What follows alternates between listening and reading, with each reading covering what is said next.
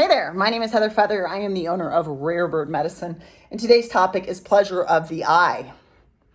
This lady, pleasure of myself, not pleasure of the eyeball. But what caused me to think of this topic, pleasure of the eye-ness of it, is the pleasure of our eyeballs. Not the third eye, not our keen seer, but these peepers. Our peepers often cause us to elicit the quality called desire. What we see, ooh, that's a delicious treat. Now I desire that. Because I look upon it, it causes another sense to get activated. And like Pavlov's dogs, I salivate at the concept of witnessing something that I've seen before and tasted before, and it's activating other senses. This can also occur when it comes to connecting with others. Ooh, I see someone I would like to be friends with. Ooh, I see someone I'm romantically interested in. And in the past several months, I've had several people come into my life that I definitely see something that I find interesting. Oh, that's very attractive.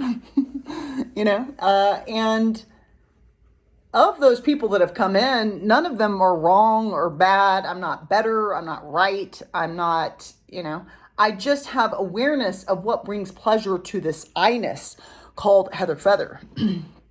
One of the things that causes pleasure in my eye-ness is if I'm going to connect with another, that we are connecting on multiple levels. I'm a very multifaceted being.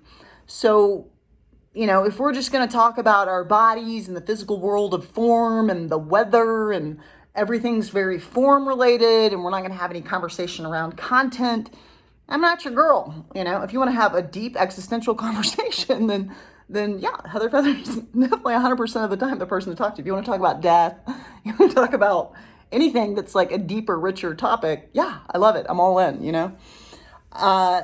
It's just kind of more my forte. It's not superior. It's not correct. It's not the right choice. It's what brings pleasure to my eye-ness. And even though I decided in 2022 at the end of the year, I'm not going to focus on romance, the cosmic joke is always laughing. And one of the things the cosmic joke always laughs at is that when you decide to change tracks that you're on, you have a fast moving train on a track, you've been doing a certain thing a certain way, and you're going to make a change, usually it's going to test it's going to test that change. It's going to go, are you sure? Are you sure? Are you sure? Are you sure? Are you sure? It's like, yeah, I'm sure. How many times do we need to do this? And sometimes it's a bunch because we have a tendency to dip back into older frequencies. So when Heather says, I'm not going to focus on romance, the universe starts just lobbing people at me that are a pleasure to my eyeballs. I'm like, wow, aren't you attractive? And that attraction can cause desire. And although I'm not focused on romance, I'm not going to close all the doors and the windows on it. I remain open. It's just not where I'm directing my energy. But yet divinity has seen fit to be like, anyhow, joke's on you. I'm going to keep sending you people. Because all subjects are available. And I've had to keep going, no, thank you. No, thank you. No, I don't want 25% of a connection with a human. I'm not right. It's not superior to have 100% connection or 75% connection. But for me, that's what brings pleasure to me. So you do you, boo-boo. Go out there.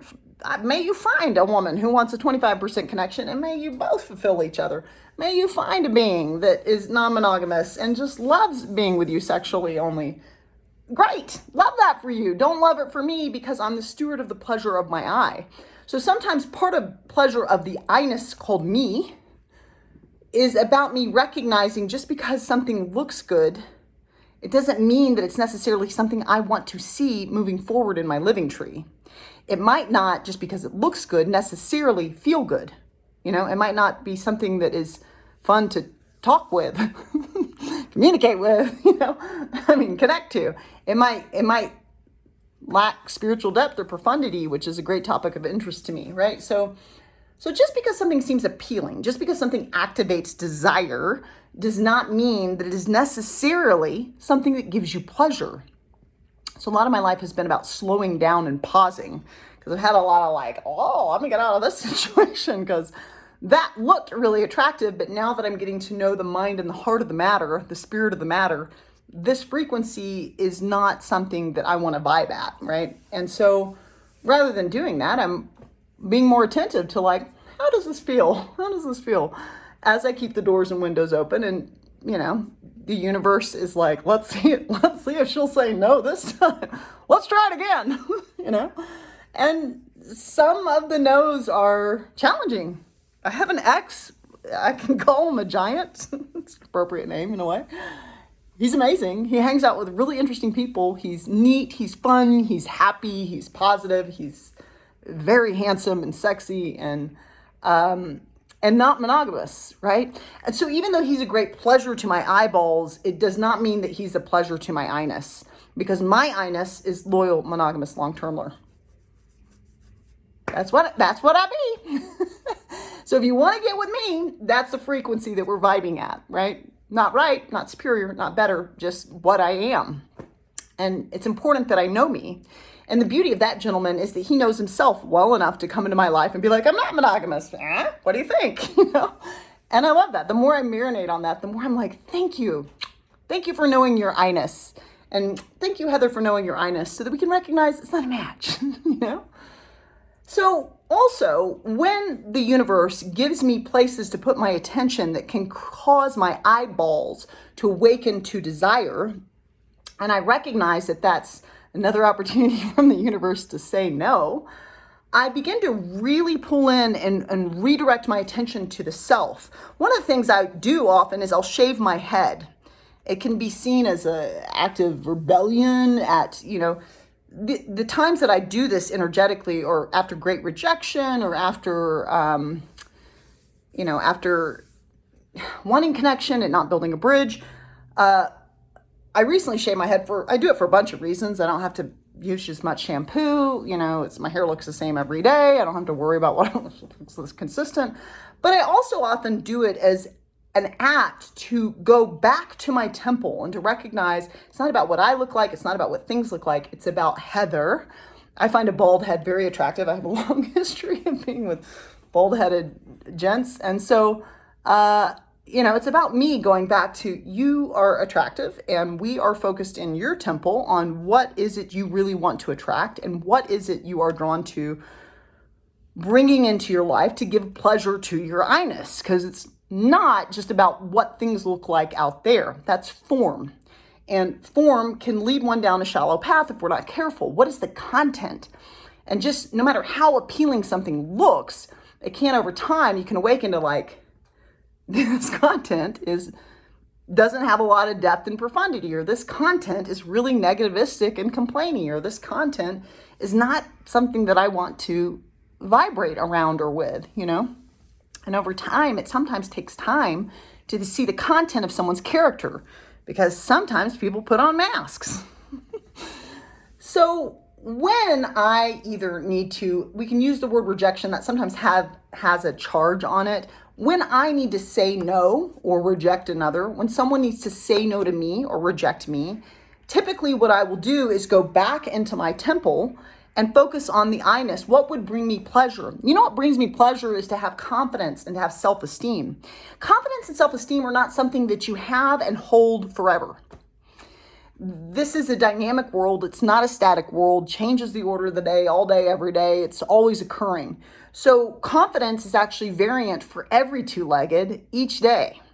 And self-esteem is variant each day. There are some days where you really are like, I'm feeling myself today, like, yeah, I love me. And I don't care if anyone judges me, and I don't care that you just gave me stink eye. I love me. I love me enough for that to not matter. Fantastic. There are times when your self-esteem can feel really high. There are times when it can be really low. You can be in the doldrums and the pits of existence in which you don't feel like you are lovable, or you're having a difficult time loving yourself. So confidence and self-esteem are things that I see as actionables. I see them as constantly in a state of flux and change, and therefore requiring our attention, our activation, more like a verb, requiring our action in order for us to have and to hold those as we walk through a lifetime. One of the ways we can garner confidence and self-esteem is by keeping our word to ourselves. So when the outer world seems like a no, whether Heather or someone else is giving it, what I decide on is to go back within instead of always pushing energy out. Oh, that's a no. Well, let me go see Snicklefritz. Snicklefritz, is this a yes over here? Blah, blah, blah, blah. Now I feel worthless. Instead of doing that clown game, I just go, interesting. Is it a no? Good. It's probably a no from Divinity too. Thank you, Divinity, for the blessing. Thank you for saving me from whatever that was that I couldn't see. Probably not the content of character that I'm looking for in the living tree. Thank you for the early no. Let me redirect my attention, because I clearly have got focused on the outer world bringing me pleasure. And remember that I am the light of love and all pleasure comes from within. Is there anything I could do this day that would give me more pleasure? Oh yeah, I'm a two-legged. I have an infinite string of thoughts that I'm either taking action on or not. What are the thoughts that I'm having that I'm not taking action on this day that I could go and do something to have it be a new way for myself so that I might self-respect because I've honored my word? There are lots of things that Heather wants. Recently, I ate fast food. I haven't eaten fast food in age. I just don't eat fast food. I tell myself every time I pass it, that is trash. You're not a trash panda. Don't eat garbage. You know what I mean? There is literally no nutrients in a fast food restaurant. The tomato's not giving you nutrients. It's full of pesticides. If it kills insects, it kills you. And we can convince ourselves, oh, this had lettuce and tomatoes, therefore it was healthy. No, it's not. It's riddled with fat, salt, and sugar, because those are the things that addict you. So I'm not superior for that choice. I just was like, I don't eat that. That's trash. In the past month, I decided to eat fast food. I don't want to become superior in my view of the things I want to do. So I always like to have my finger on the pulse of what it means to walk in shoes that I don't walk in. So I had some fast food. I had a coworker bring donuts. Heather had 4 of them. My inner child was like, yes, eat 17. I love it. You never let me eat sugar and gluten. Why don't you eat the whole pan of donuts like a gorilla beast in the corner and swat at your coworkers? My inner child was delighted. So I ate what I would call junk food, non-food. That's not food. Fried bread, wheat is not something I can go grab with my hand and eat and have a donut. I have to harvest it and use my brain with tools to make it become a food. So for me, I've read the book Ishmael. I don't see that as a food. That's okay. I'm having a human experience. I can experience all the things and the delights of earth. But when I put that stuff in my temple, in my I-ness, it actually doesn't give me pleasure. What I noticed is that I could eat these foods and then I didn't feel fulfilled. I felt hungry still. So one of the things that I did a couple days ago, I decided to go to a raw juice, raw food cleanse to just kind of push out of my system the decisions I've been making. And what I find is that I feel better, and I'm noticing, I experiment with myself, and I experiment by redirecting my attention to disciplining the self. How do you feel better, Heather? Oh, I feel better when I eat nutrient-dense foods that give my cells what they need. I love eating fresh fruit. I just cut up a pineapple, I cut up a watermelon, I cut up a mango, I cut up some strawberries. I have all kinds of fresh fruit in my fridge that I can grab as a snack, and I can eat if I get hungry. I have my juicer out. I have carrots, celery, ginger, turmeric, apples. I'm going to make all these fresh juices, and I feel much better. The key is when I go into thoughts of but I'd really like a pizza or a donut, I remind myself, you just had that, honey. Remember you just had that. Your inner child's delighted by it. And so now we're doing this. Now we're cleansing the temple, because what gives pleasure to my I-ness is to care for myself on a physical, mental, emotional, and spiritual level, for me to be the steward of my wellness and my health. And so I'm going to redirect my attention, since recently I've had to do a lot of no-ness out there in life, to do some yes-ness in here, to release strife or frustration, right? So if the outer is a no, let's see how I'm yesing on my inner world today. What brings pleasure to you on a physical, mental, emotional, and spiritual level? What brings pleasure to your I-ness?